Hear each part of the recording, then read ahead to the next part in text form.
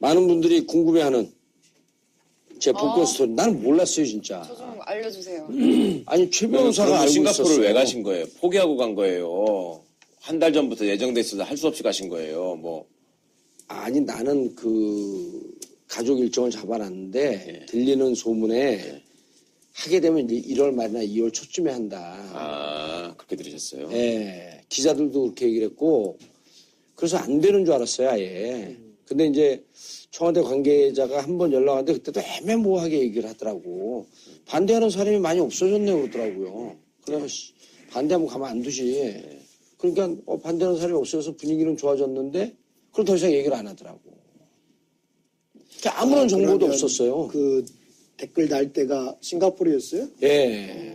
트윗에다가 그것도 내게 어쩌고서 그 로그인이 안 돼갖고 직원한테 내가 그 카톡을 보내서 직원이 여기서 보낸 거지. 저는 사실 12월 초에 안민석 의원님을 어떤 행사장에서 만나서 제가 놀렸거든. 안민석 의원이 앞장서서 서명을 받으면 뭐든지 잘 안 된다. 근데 진짜 싱가포르 나간 건 신의 한 수였어. 나는 그래가지고 다 알고 나간 줄 알고 저는 별로 그래서 나는 초반에 나는 뭐 이렇게 환호도 안 했잖아. 그냥 우리 글로 할 때도. 예. 나 진짜 몰랐어. 그렇죠. 정봉주를 위한 정봉주의 사면이라고 뭐 패널들이 그러던데 저는 사실은 정봉주 선배뿐만 아니라 한상균 위원장도 나는 해야 된다는 입장에서 많은 분들이 이렇게 생각하시죠. 제주도는 원희룡이 요구했고 원희룡 지사가 그렇게 된 줄 알았더니 다 안 되고 정봉주를 위한 사면만 된 거예요. 그 이야기 참 기가 막히게. 두 분이 17대 의원을 같이 하신 거죠? 네. 그러니까 강 의원님도 17대가 초선이신 거죠? 그렇죠. 그래서니까. 저는 17대 때 강기정 의원도 국회의원 했어요. 근데 그리고 뭔 소리야. 이명박 저격수였어 여기도. 근데 나는 그렇지. BBK. 그리고 여긴 잡범팀. 그래갖고 뭘 밝혀냈는지 얘기 좀 해봐. 진짜 우리가 환상 콤비였었다니까. 맞아요. 그래서 맨날 나도 그래. 형님. 나도 열심히 하는데 왜 나는 언론에 하루만 나오는데 형님은 날마다 나와요. 아니 그때 정봉주 의원은 BBK 팀이었고 저는 이명박 14범을 밝히는 정과를 밝히고 특히 이시영 아들이나 이 자녀 위장 취업을 제가 밝혀서 그때 당시 한겨레 아들, 딸 위장 취업 이런 걸 밝혀서 한겨레 일면에 막 나갈 때예요.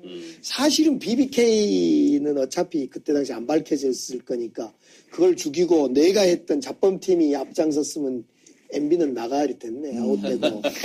근데 둘이 같이 기자회견 하면서 기자들 내거 왔으니까 아니 여기서 뭘 밝혀냈냐면 딸이 미국에 음대 다니는데 그 영포 빌딩에 관리인으로 등록해놓고 그 돈 100만 원, 120만 원 받는 기사 있었어. 그 치사한 걸 여기서 다 밝혀낸 거야. 그렇지. 그리고 거기 룸사롱 입점시킨 거 그것도 여기서 다 밝혀낸 거야.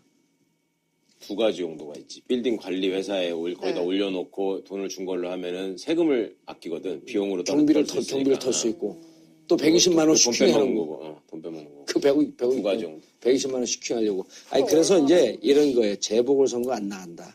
그럼 기자들 대반에 묻는 게 뭐야? 그럼 서울시장 선거네요. 그걸 뭐라고 대답하겠어? 정치인이기 때문에 아직 입당도 안 돼 있고 입당을 언제 할 건지 출마를 할지 말지 이것을 주위 사람들하고 의논하면서 조사도 해보면서 가능성이 열려 있습니다. 본문은 이렇게 써요. 제목은 서울시장. 근데 우리나라 사람들이 급하니까 다 제목만 보고 댓글을 다는 거야.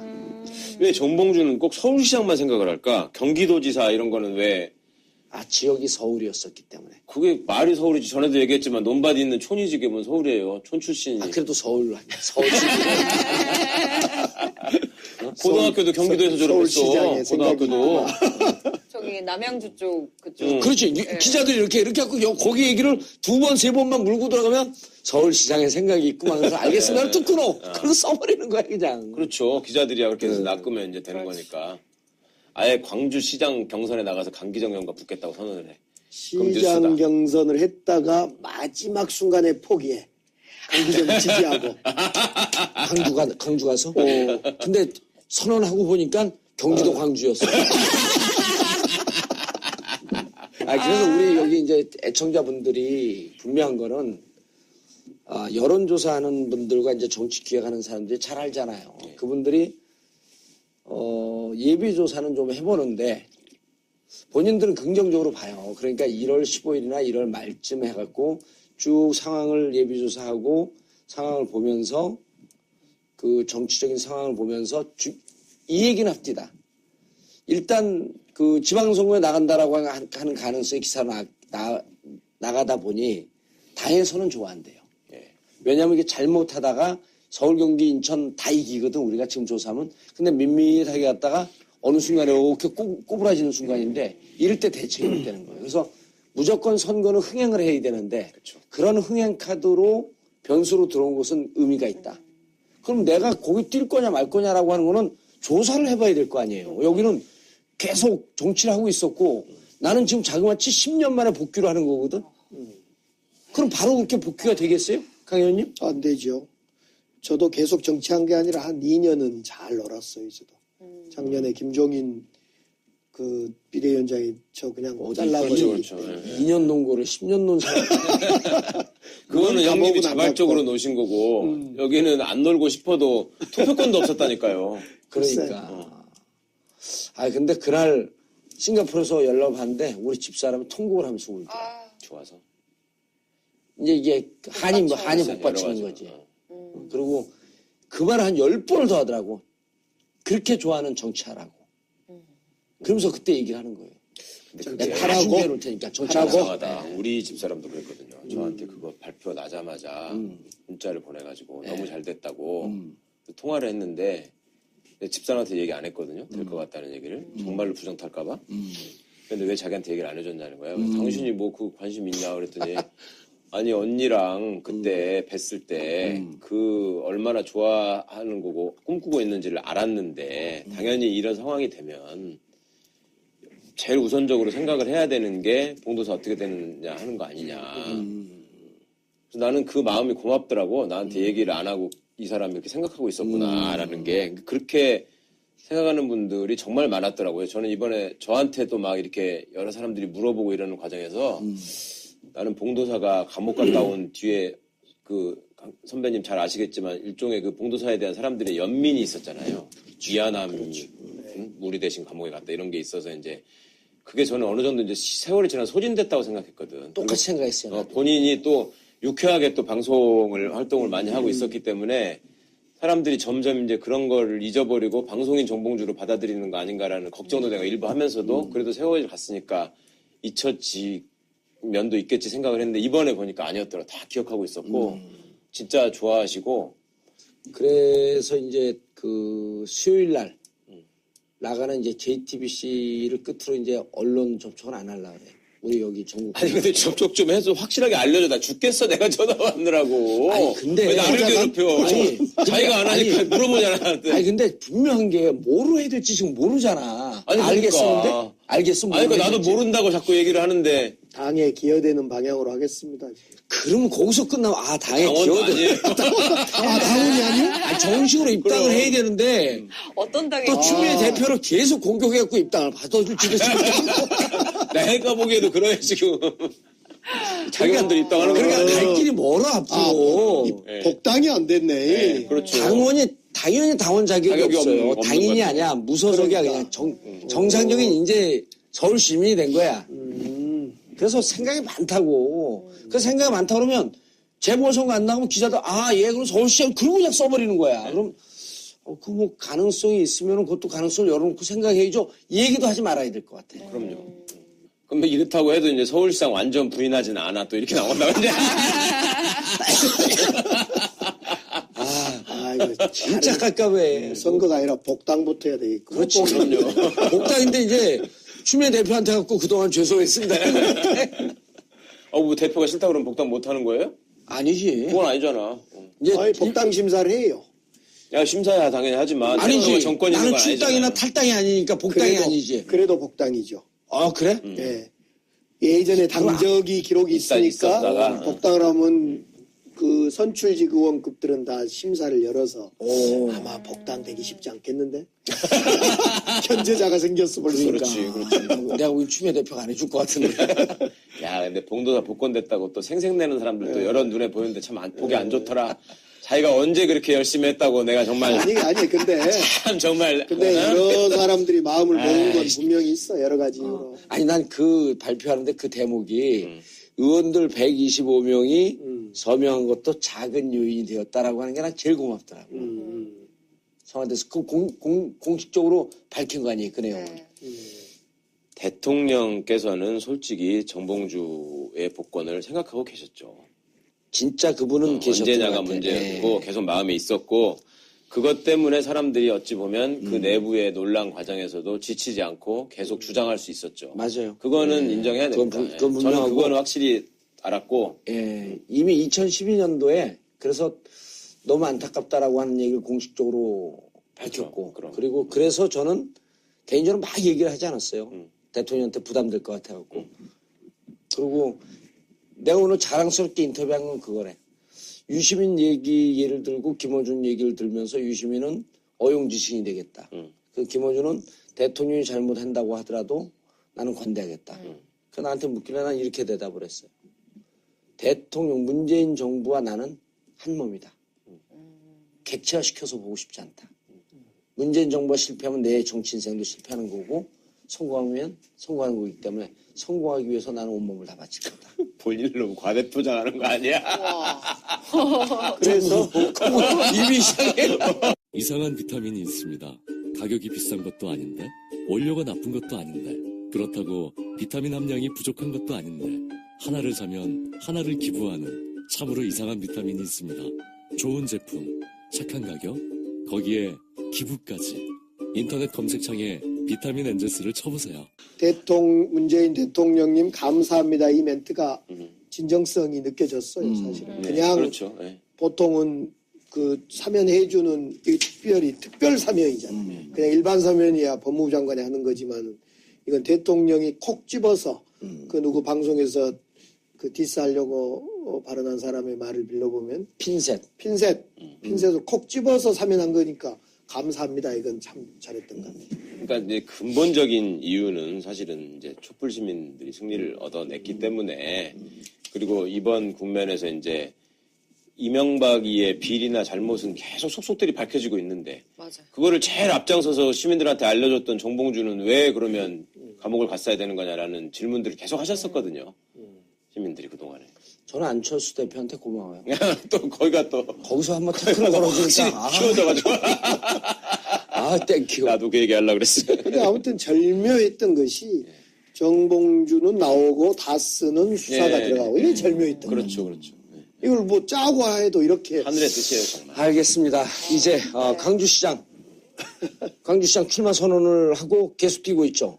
선언은 못하고 8월 24일 날 교수들 한 110명을 광주의 현직 교수들을 모아서 광주성장 더 큐브라는 싱크탱크를 만들었어요. 경기도 광주는 분명히 아니죠. 전라도 광주. 광주 광역시. 광주 광역시. 광역시. 근데 우리는 외부 사람들은 전라도 광주 이렇게 얘기하거든. 잘 못 알아 못 들으면, 알아보니까. 네. 근데 전라도 광주 이렇게 얘기하면 네. 틀린 거죠, 그건. 그렇죠. 그렇죠. 옛날에는 전라남도의 광주시였죠. 예. 네. 광주 직할시. 아니 그러다가 직관시가 된 거죠. 이제 그렇지. 광주시 하다가 네, 직할시 네, 됐다가 네. 지금 광립에서 광역시. 광역시. 네. 그런데 제가 얼마 전에 네. 그 뭐 강연 초청받고 어쩌고 해가지고 광주를 갔다가요. 우남동이 북구잖아요. 우남동. 네. 우남동 형님 나와바리잖아요. 네.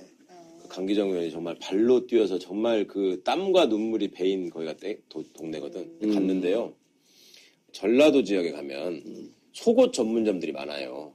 길거리에 가다 보면 BYC 쌍방울 간판이 있고 네. 거기 들어가면 네일을 살 수 있는 이런 가게들이 굉장히 많았어. 서울에는 그게 없잖아요. 난 서울에 오니까 되게 이상했었어요. 그게. 트라이가 그 전주 거 아니야? 그렇죠. 쌍방울 쌍방울. BYC. 그랬는데 우남동에 갔더니 그런 가게가 있는 거예요. 그 반가운 마음에 이렇게 가는데 옆에는 한복집이에요. 옆집은. 한복집에 네. 매직으로 쓴 손글씨로 뭐라고 썼는지 아세요? 중매해드립니다. 이렇게 써 있는 거야. 한복집. 옛날에 한복집에서 중매해줬잖아. 결혼할 적에. 지금 그게 남아있어요? 70년대, 80년대 그게 있었잖아요. 네. 지금도 거기다 중매해드립니다. 이게 써 있어. 와. 무슨 타임머신 탄 것 같아. 그런데 이건 조금 다른 이야기일 수도 있는데 말씀하시니까 생각나는 게 저는 그 할머니 할아버지 외가 친가가 다 광주 그리고 남평 전라도 남평 이쪽이거든요. 네. 나비축제. 아니, 네, 아니, 거기는 한평이고 거기 한평이야? 네, 한평. 남평이라고 아니, 남쪽에 나비축제가 남평 아니야? 아주시의 남편면. 면이 남평인데 네. 처갓집이야, 처갓집. 아 정말요? 저희 어머님. 음. 네. 아무튼 그래서 그 명절 때마다 광주를 갔었어요. 명절 때마다. 그리고 저는 인천에서 초등학교 시절 조금 보내다가 이제 김해로 이사 와서 쭉 대학 가기 전까지 김해에 있었는데 김해는 처음에 갔을 때 논밭밖에 없었는데 엄청 많이 성장했거든요. 근데 광주는 옛날하고 지금하고 별로 달라진 게 없는 하나도 거예요. 없죠. 그게 전라도 특징이야. 네. 네. 가보면 똑같아요. 그래서 저는 뭐 물론 이제 뿌리는 전라도라고 할 수가 있겠지만 잘 안 되는 전라도가 아니기 때문에 뭔가 전라도 태생이고 나고 자란 사람처럼 이렇게 생각을 갖고 있지는 않아요. 그렇지만 뭔가 객관적인 시선에서 봤을 때 확실히 발달이 덜 됐고 똑같은 기간 동안에 그냥 멈춰 있어요. 덜 된 게 아니고. 그런 거는 확실히 맞다. 지금 우리가 13년째 광주가 17개 시도 중에 그 GRDP라 해서 개인 소득, 시민들의 개인 소득이 꼴등이죠. 꼴등. 네. 사실은 꼴등은 이제 대구인데 대구는 꼴등이어도 원체 규모가 크니까 광주가 사실상 꼴등이죠. 13년째 이러고 있어요. 그거는 왜 그런 거라고 볼 수 있어요? 아무래도 이제 광주가 제조업이나 산업이 없어요. 일단 산업이.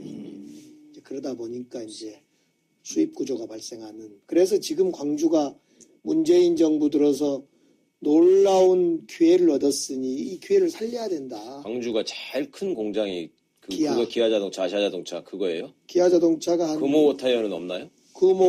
기아가 한 5천 명 정도가 근무하고 네. 금호가 한 3,000에서 3,500 근무.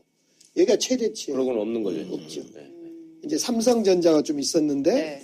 삼성전자가 최근에 이제 베트남으로 대거 이전을 했고 요즘 제가 지금 25주째 매주 중소기업 방문을 쭉 하고 있는데 중소기업들은 이제 하남이다 평동이다 막 모여 있어요. 한 1,000개씩. 근데 전부 이 대기업의 하청, 그러니까 삼성이다 기아다 하청인데 단순 조립 납품이에요. 그러니까 고부가 가치 산업이 아닌 거죠. 그래서 이 지금 문재인 정부에 들어서서 지금 한전도 나주로 혁신도시로 가고 그러니까 이 에너지 기업이다 또 자동차도 친환경 자동차 전기차로 전환하고 또 노무현 대통령이 만들어준 문화의전당 그 아시아 문화 중심 도시 이걸 좀 잘 키우고 아무튼 광주를 새롭게 변화시켜야 할 어떤 지금 기회가 온 겁니다 이것이. 굉장히 중요하죠. 그러니까 광주를 특히 이제 생각을 해보면 그동안에 광주 출신의 의원들이나 광주 시장을 지내신 분들을 보면 되게 고위 관료 출신이거나요. 고관 출신. 그러니까 이제 지역에서 성장해가지고 국회의원 되신 거는 거의 유일하잖아요. 강기정 의원이 당시에도 거물을 꺾고 됐다고 되게 시끄럽고 그랬었는데. 그렇죠. 제가 유일하지요. 그러니까 광주에 사는 사람이 국회의원 된 거이 제가 글쎄. 처음이었어요. 그럼 그전에는 서울에서 그냥 낙하산식으로 다 내려간 거예요? 그래서 이제 이름에 얻은 사람들이 광주로 와가지고 총재 시절에 이제 꼽혀서 내려오고. 네. 되게 다 그런 식이었고요. 그러니까 이 사람들이 그 자기가 고향은 광주라고 하지만 거기에서 뭔가 이뤄내서 이게 자기가 잘 알지를 못하니까 업적도 없는 거야. 야, 그 기억이 우리가 17대 끝나고 18대로 넘어갈 때 정말 분위기가 안 좋아갖고 그때 한 90명도 안 됐죠? 한 82명인가? 82명인가? 6명인가? 예. 예. 152명에서 거의 반토막으로 줄어들었어요. 그렇죠. 완전 이제 이명박 정권이 들어서고 18대 때. 18대 때 2008년. 네. 2007년 12월에 이명박 정권이 들어서고 그러고 있다가 4개월 만에 하는 선거니까 무조건 싹쓸이에요, 거기서. 그리고 우리가 82명으로 이렇게 줄어드는데 우리 그 노무현 대통령 시절에 장관했던 사람들이 호남 사람들이 많았어요. 그렇죠. 이 양반들이 그때 막 선거 분위기 안 좋을 때 장관 했던 그 타이틀 갖고 수도권 어려운 데 가서 좀 싸워줘야 되거든. 다 광주 전남으로 내려가는 거야. 그렇죠. 우리가 그때 무지하게 욕을 했어. 그렇게 장관하면서 2년, 3년 동안 타이틀을 획득을 하고 그 정부 시절에 말 그대로 그분들도 열심히 일을 했겠지만 호요식 하면서 그 영광을 누렸으면 이제는 좀 국가의 미래 앞날을 위해서 싸워야 되는 거 아니냐. 그런데 가갖고 광주에다 깃발 꽂고 전남에다 깃발 꽂고 18대 국회의원이 돼요. 18대 때 잘 지내보면 무슨 얘기 있냐면 이명박 시절에 제1야당은 박근혜, 제1야당은 민노당인지 뭐 그쪽, 제3야당이 민주당. 왜냐면 민주당이 초선 의원들이 고등학교 1학년 신입생 들어온 초선 의원들이 거의 졸업반 형들보다 더 위야. 나이들, 그렇죠. 나이들도 그렇고 장관들을 지내다 보니까 딱 폼을 잡고 안 싸우는 거야. 야당 싸워줘야 되거든. 그러니까 여기 재선하는 의원들이 나와서 386 의원들 싸우고 이 양반들 초선한 사람들 턱하니 앉아있으니까 그러니까 이 힘을 밀고 가갖고 세게 밀고 가지 못하니까 박근혜 정부 때 박근혜 대통령 될 때 또 진 거예요. 18대 때 공천을 제대로 못해서 그게 결국은 2012년에 문재인 대통령이 될 수 있었던 걸 5년을 뒤로 밀어버린 거예요. 보면서 18대 보면서 깝깝하더라고. 그러니까 광주는 제가 정치를 광주에서 지금 뭐 한 98년부터 정치를 해야 되겠다 하고 정치를 시작했는데 늘 광주다운 정치인 정도가 좀 섞여서 있어야 되는데 없어요. 그러니까 제가 아까 얘기하다 말했는데 광주에서 살면서 애도 키워보고 거기에 정치도 배우고 뒷골목도 다니고 무등산 애길이 어떻게 생겼고 어디 무등산이 눈이 오면 미끄럽고 이런 것도 좀 알고 그러면서 중앙정치하고 또 연계도 되는 이런 사람들이 정치를 해야 되는데 서울에서 출향인사가 돼서 한 30년 지내다가 쑥 내려와서 살다가 정치 끝나면 또 다시 서울로 가고 그러니까 광주에서 그럼 국회의원 하면서도 이중 살림을 했겠네. 그런 사람들은. 그러니까 저는 광주에 가족이 있고 집이 있고 살림을 하고 서울에는 원룸에 살고 근데 저 빼고 다른 사람들은 다 반대예요. 그렇죠. 서울에 애가 있고 광주에 그냥 원룸 하나 있는 거지. 광주에. 그 애정이 안 생기는 거지. 광주에 대해서. 그러니까 늘 광주의 발전이 요원하겠네 그럼. 그러니까 늘 이제 호남에 있으니까 우리 당 의원이지. 이 사람이 다른 지역에 있었으면 다른 당 의원이지. 그럼요. 제가 그 말씀을 드리고 싶었는데 저는 개인적으로 제일 속상한 게 광주라고 하는 거는 대한민국의 그냥 지방에 있는 하나의 광역시 정도의 의미가 있는 게 아니라 민주화의 상징이자 심장이잖아요. 그러니까 그러면 광주만이 가지고 있는 그런 어떤 의미가 있기 때문에 그거를 특화시키고 최대화시킬 수 있는 정치 또 그런 시장 그런 의원들이 있었으면 좋겠다라는 생각을 참 많이 했는데 지금 말씀처럼 외부에서 가신 분들이 어찌 보면 서울에서 쌓은 명망에 기대 가지고 그냥 거기서 한번 거쳐가는 자리 정도로 의원이나 시장 자리를 생각하다 보니까 지금 거기 광주에 내려가 보면 예를 들면 김대중 대통령의 후광에 붙어가지고 다 국회의원 한 사람들 아닙니까? 그러니까 가보면은 DJ 이름을 딴 건물 몇 개, 그 다음에 도로 몇 개 뚫은 거 그걸로 그냥 자기 치적으로 하는 거예요. 그러니까 실제로 광주가 가지고 있는 그 상징성을 가지고 광주에서 벌어지는 행정이나 광주에서 일어나는 여러 가지 일들이 정말 이거는 시민을 주인으로 떠받드는 시민 중심의 행정으로 이게 정말 민주화의 모범이 되는 도시가 되더라. 라는 평가를 못 받는 거예요. 그러니까 시민들도 그냥 뽑아는 놨지만 그거에 실망하다 보니까 그게 지난 총선에서 소위 민주당을 배척하고 국민의당으로 쫙 이제 쇠초리를 드는 이런 모습으로 그냥 이상하게 표출돼 버리고 왜곡돼가지고 그게 너무 속상한 거죠. 민주당이 지지했던 사람들이 국민의당으로 간 그 뿌리가 거기에 있었던 그렇죠. 거네. 그러니까 누가 봐도 야 지방자치를 보고 뭐를 보든 광주가 민주주의의 모델이다라고 얘기를 할 수 있었어야 되는데 그게 안 된 거지. 이제 지금 분위기가 어때요? 과거에 이제 총선 때 국민의당 바람, 그 다음에 대선 때도 소위 호남 홀대론 이런 것들이 꽤 먹히지 않았습니까? 그렇죠. 근데 이제 지금 문재인 대통령이 잘 해나가시고 있으니까 지금 지지율은 또 최고로 올라갔단 말이에요. 네. 그러면 이제 국민의당 사람들은 진짜로 발붙일 수가 없는 거예요, 광주. 지금은 국민의당 후보는 내년 시장, 구청장 또는 올해 시의원, 올해가 됐죠. 올해 시장, 구청장, 구의원, 시의원 서로 안 나가려고 그래요. 아. 나가면 질 것 같으니까. 그럼 다 서로- 민주당으로 올라가는 거예요, 또 그럼? 지금 민주당으로 오고 싶지만은 민주당에서 받아줄 수가 받아주질 없지. 않으니까 이러지도 못하고 저러지도 못하고 공중에 붕 떠 있죠. 그 사람들하고 나하고 심정이 비슷하네. 많은 분들이 궁금해하는 제 복권 스토리. 나는 몰랐어요, 진짜. 저 좀 알려주세요. 아니, 최 변호사가 알고 싱가포르를 있었어. 왜 가신 거예요? 포기하고 간 거예요. 한 달 전부터 예정돼 있어서 할 수 없이 가신 거예요. 뭐 아니, 나는 그 가족 일정을 잡아놨는데 들리는 소문에 하게 되면 1월 말이나 2월 초쯤에 한다. 아, 그렇게 들으셨어요? 예, 기자들도 그렇게 얘기를 했고, 그래서 안 되는 줄 알았어요, 아예. 근데 이제 청와대 관계자가 한 번 연락 왔는데 그때도 애매모호하게 얘기를 하더라고. 반대하는 사람이 많이 없어졌네요, 그러더라고요. 그래서 반대하면 가만 안 두지. 그러니까 반대하는 사람이 없어져서 분위기는 좋아졌는데 그걸 더 이상 얘기를 안 하더라고. 그러니까 아무런 정보도 그러면 없었어요. 그 댓글 달 때가 싱가포르였어요? 예. 트윗에다가 그것도 내게 어쩌고서 그 로그인이 안 돼갖고 직원한테 내가 그 카톡을 보내서 직원이 여기서 보낸 거지. 저는 사실 12월 초에 안민석 의원님을 어떤 행사장에서 만나서 제가 놀렸거든. 안민석 의원이 앞장서서 서명을 받으면 뭐든지 잘 안 된다. 근데 진짜 싱가포르 나간 건 신의 한 수였어.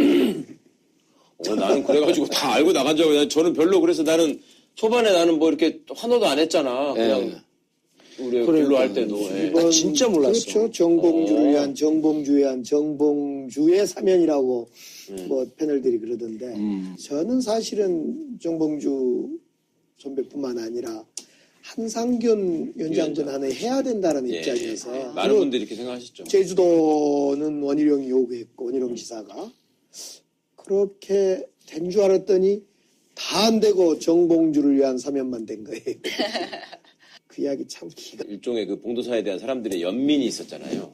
미안함, 우리 대신 감옥에 갔다 이런 게 있어서 이제 그게 저는 어느 정도 이제 세월이 지나 소진됐다고 생각했거든. 똑같이 생각했어요. 나도. 본인이 또 유쾌하게 또 활동을 많이 하고 있었기 때문에 사람들이 점점 이제 그런 걸 잊어버리고 방송인 정봉주로 받아들이는 거 아닌가라는 걱정도 내가 일부 하면서도 그래도 세월이 갔으니까 잊혀지 면도 있겠지 생각을 했는데 이번에 보니까 아니었더라. 다 기억하고 있었고 진짜 좋아하시고 그래서 이제 그 수요일 날 나가는 이제 JTBC를 끝으로 이제 언론 접촉은 안 하려고 그래. 우리 여기 전국. 아니 근데 접촉 좀 해서 확실하게 알려줘. 나 죽겠어. 내가 전화 왔느라고. 아니, 근데 왜 나를 괴롭혀. 아니, 자기가 안 하니까 아니, 물어보잖아. 나한테. 아니 근데 분명한 게 뭐로 해야 될지 지금 모르잖아. 아니, 알겠었는데? 그러니까. 알겠으면 아니, 그러니까 뭐로 나도 해야 될지. 모른다고 자꾸 얘기를 하는데. 당에 기여되는 방향으로 하겠습니다. 그러면 거기서 끝나면 당에 당원도 기여도 아니에요. 당원이 아니요? 정식으로 입당을 그럼. 해야 되는데 어떤 당에 또 추미애 대표를 계속 공격해갖고 입당을 받아줄지도 내가 보기에도 그런 지금. 자기분들 입당하는 그러니까 거는. 갈 길이 멀어 앞으로. 예. 복당이 안 됐네. 네, 그렇죠. 당연히 당원 자격이 자격이 없어요. 없는 당인이 것 아니야. 무소속이야. 그러니까. 그냥 정상적인 이제 서울 시민이 된 거야. 그래서 생각이 많다고. 그 생각이 많다 그러면 재보궐선거 안 나가면 기자들 얘 그럼 서울시장 그러고 그냥 써버리는 거야. 그럼 그 뭐 가능성이 있으면 그것도 가능성을 열어놓고 생각해야죠. 이 얘기도 하지 말아야 될 것 같아. 그럼요. 근데 이렇다고 해도 이제 서울시장 완전 부인하지는 않아. 또 이렇게 나온다. 근데. 아이고, 진짜 깝깝해. 선거가 아니라 복당부터 해야 되겠고. 그렇지. 그럼요. 복당인데 이제 추미애 대표한테 갖고 그동안 죄송을 뭐라고 대답하겠어? 정치인이기 때문에 아직 입당도 안 돼 있고 입당을 언제 할 건지 출마를 할지 말지 이것을 주위 사람들하고 의논하면서 조사도 해보면서 가능성이 열려 있습니다. 본문은 이렇게 써요. 제목은 서울시장. 근데 우리나라 사람들이 급하니까 다 제목만 보고 댓글을 다는 거야. 왜 정봉주는 꼭 서울시장만 생각을 할까? 경기도지사 이런 거는 왜? 지역이 서울이었었기 때문에. 그게 말이 서울이지. 전에도 얘기했지만 논밭이 있는 촌이지 그게 뭔 서울이에요. 촌 출신이. 그래도 서울 아니야. 서울시. 고등학교도 경기도에서 졸업했어. 서울시장의 고등학교도. 저기 남양주 쪽 그쪽. 그렇지. 기자들이 이렇게 하고 거기 얘기를 2번, 3번만 물고 들어가면 서울시장의 생각이 있구만. 그래서 알겠습니다. 뚝 끊어. 그래서 써버리는 거야, 그냥. 그렇죠. 기자들이야 그렇게 해서 낚으면 이제 되는 거니까. 아예 광주시장 경선에 나가서 강기정 의원과 붙겠다고 선언을 해. 시장 경선을 했다가 마지막 순간에 포기해. 강기정 지지하고. 광주 가서? 근데 선언하고 보니까 경기도 광주였어. 그래서 우리 여기 이제 애청자분들이 분명한 거는, 여론조사하는 분들과 이제 정치 기획하는 사람들이 잘 알잖아요. 그분들이, 예비조사는 좀 해보는데, 본인들은 긍정적으로 봐요. 그러니까 1월 15일이나 1월 말쯤 해갖고 쭉 상황을 예비조사하고 상황을 보면서 그 정치적인 상황을 보면서 이 얘기는 합디다. 일단 그 지방선거에 나간다라고 하는 가능성이 기사로 나가다 보니 당에서는 좋아한대요. 왜냐하면 이게 잘못하다가 서울, 경기, 인천 다 이기거든. 우리가 지금 조사하면. 근데 밋밋하게 갔다가 어느 순간에 이렇게 꼬부라지는 순간인데 이럴 때 대책이 못 되는 거예요. 그래서 무조건 선거는 흥행을 해야 되는데 그런 흥행 카드로 변수로 들어온 것은 의미가 있다.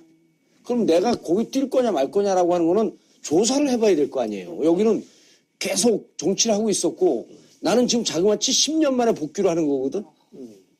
그럼 바로 그렇게 복귀가 되겠어요? 강 의원님? 안 되죠. 저도 계속 정치한 게 아니라 한 2년은 잘 놀았어요. 저도.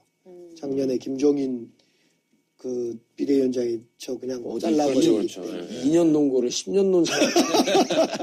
그거는 형님이 안 자발적으로 갖고. 노신 거고 여기는 안 놀고 싶어도 투표권도 없었다니까요. 그러니까. 근데 그날 싱가포르에서 연락을 하는데 우리 집사람이 통곡을 하면서 울대. 좋아서. 이제 이게 한이 복받치는 거지. 그리고 그 말을 한 10번을 더 하더라고. 그렇게 좋아하는 정치하라고. 그러면서 그때 얘기를 하는 거예요. 근데 내가 그게 준비해 놓을 테니까 정치하라고. 이상하다. 우리 집사람도 그랬거든요. 저한테 그거 발표 나자마자 문자를 보내가지고 너무 잘 됐다고 통화를 했는데 집사람한테 얘기 안 했거든요. 될 것 같다는 얘기를. 정말로 부정 탈까봐. 근데 왜 자기한테 얘기를 안 해줬냐는 거예요. 당신이 뭐 그 관심 있냐 그랬더니 아니 언니랑 그때 뵀을 때 그 얼마나 좋아하는 거고 꿈꾸고 있는지를 알았는데 당연히 이런 상황이 되면 제일 우선적으로 생각을 해야 되는 게 봉도사 어떻게 되느냐 하는 거 아니냐. 그래서 나는 그 마음이 고맙더라고. 나한테 얘기를 안 하고 이 사람이 이렇게 생각하고 있었구나라는 게 그렇게 생각하는 분들이 정말 많았더라고요. 저는 이번에 저한테도 막 이렇게 여러 사람들이 물어보고 이러는 과정에서 나는 봉도사가 감옥 갔다 온 뒤에 그 선배님 잘 아시겠지만 두 분이 17대 의원을 같이 하신 거죠. 네. 그러니까 강 의원님도 17대가 초선이신 거죠. 그렇죠. 그래서니까 저는 17대 때 강기정 의원도 국회의원 했어요. 근데 그리고 뭔 소리야. 이명박 저격수였어 여기도. 근데 나는 BBK. 그리고 여긴 잡범팀. 그래갖고 뭘 밝혀냈는지 얘기 좀 해봐. 진짜 우리가 환상 콤비였었다니까. 맞아요. 그래서 맨날 나도 그래. 형님, 나도 열심히 하는데 왜 나는 언론에 하루만 나오는데 형님은 날마다 나와요. 아니 그때 정봉주 의원은 BBK 팀이었고 저는 이명박 14범을 밝히는 정과를 밝히고 특히 이시영 아들이나 이 자녀 위장 취업을 제가 밝혀서 그때 당시 한겨레 아들, 딸 위장 취업 이런 걸 밝혀서 한겨레 일면에 막 나갈 때예요. 사실은 BBK는 어차피 그때 당시 안 밝혀졌을 거니까 그걸 죽이고 내가 했던 잡범팀이 앞장섰으면 MB는 나가야 됐네. 아웃되고. 근데 둘이 같이 기자회견 하면서 기자들 내 거 봤으니까. 아니, 여기서 뭘 밝혀냈냐면 딸이 미국에 음대 다니는데 그 영포 빌딩에 관리인으로 등록해놓고 그 돈 100만 원, 120만 원 하는 기사 있었어. 그 치사한 걸 여기서 다 밝혀낸 거야. 그렇지. 그리고 거기 룸사롱 입점시킨 거 그것도 여기서 다 밝혀낸 거야. 두 가지 용도가 있지. 빌딩 관리 회사에 거기다 올려놓고 돈을 준 걸로 하면은 세금을 아끼거든. 비용으로 경비를 털 수 있고 또 120만 원 슈킹하는 거고. 돈 빼먹는 거고. 그 두 가지 용도. 120만 원 슈킹하려고. 아니 그래서 이제 이런 거예요. 재보궐선거 안 나간다. 그럼 기자들 대반에 묻는 게 뭐야? 그럼 서울시장 선거네요.